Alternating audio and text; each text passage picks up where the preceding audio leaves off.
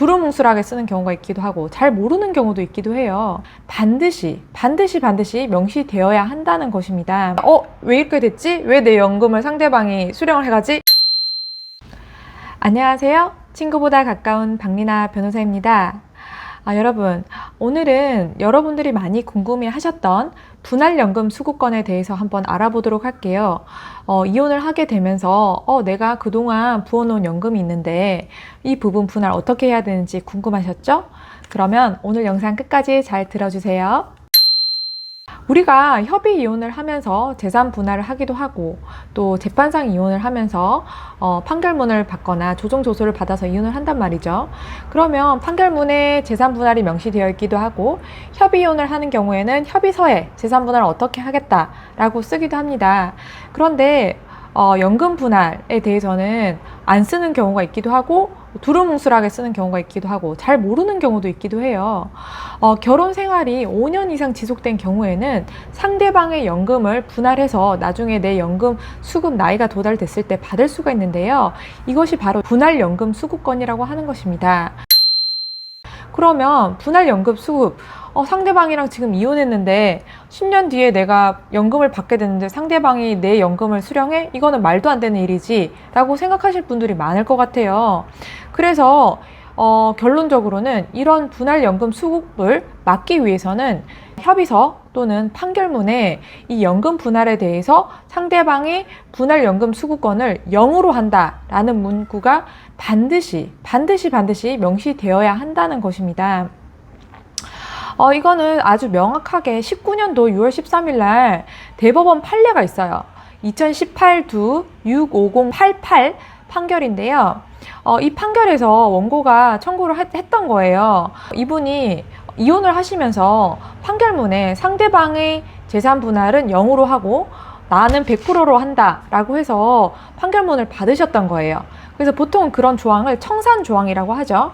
그래서 조정조서에서 향후 재산 분할 청구를 하지 않기로 하는 조항, 이런 조항을 청산 조항이라고 하는데요.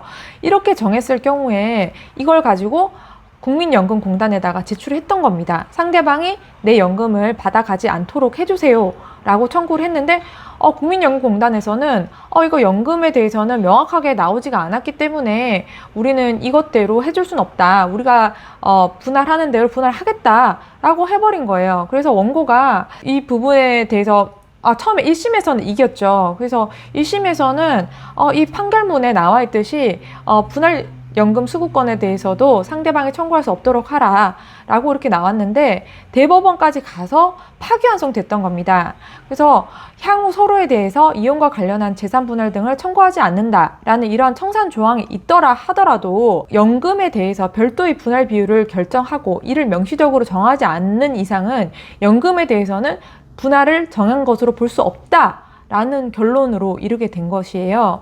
그렇기 때문에 대법원의 문구를 제가 다 정확하게 읽어드리자면 이혼 당사자는 이혼 배우자가 갖게 되는 분할연금 수급권의 분할 비율을 재산 분할 과정에서 별도로 정할 수 있게 되었지만 재산 분할을 위한 재판이나 조정 과정에서 연금의 분할 비율이나 처분 여부 등에 대해서 충분한 심리가 이루어졌다거나 협의서 또는 재판서 등에 이를 명시하였다는 사정이 없는 이상 이혼 배우자가 자신의 분할연금 수급권을 포기하였다거나 연금 분할에 대하여 별도로 결정된 경우로 볼 수 없다라고 본 것입니다. 그렇다면 반대로 어떻게 해야 될까요? 협의혼을 하거나 재판상 이혼을 하더라도 이것에 대해서 명확히 결정을 했다면 협의서에 상대방이 분할연금 수급권은 0으로 한다라는 명시적인 문구를 추가적으로 포함을 했다라면 이 부분이 이 대법원처럼 이렇게 결정될 수가 없는 것이겠죠. 즉 상대방이 내 연금을 손댈 수 없도록 만들 수가 있는 것입니다. 그래서 방금 말씀드렸듯이 상대방의 분할연금 수급권을 막기 위해서는 협의혼, 협의서 또는 재판서, 판결문이나 조정조서에 이를 반드시 명시하여 상대방의 연금 분할을 막도록 이를 별도로 정하고 이 내용을 반드시 포함시켜야 하는 것입니다. 그럼 또 반대로 생각해 볼까요? 나는 상대방의 연금 분할을 받고 싶어. 이 재산 분할과 별도로 상대방이 쌓아놓은 연금이 많은데 내가 나이가 되면 이것을 청구해서 받고 싶어 하면 이혼 소송이나 협의혼 과정에서 아무 말을 안 하고 있으면 됩니다. 아무 말을 하지 않고 있으면 그 부분이 재산분할이 대상에 포함되지 않기 때문에 지금 판례가 있죠. 그 재산분할 대상으로 포함된 것으로 명시적으로 보지 않았기 때문에 그 부분에 대해서는 상대방의 분할연금에 대해서 별도로 청구해서 나이가 되면 받으실 수 있게 되는 것입니다. 자, 이제 분할연금 수급권 명확히 알게 되셨죠?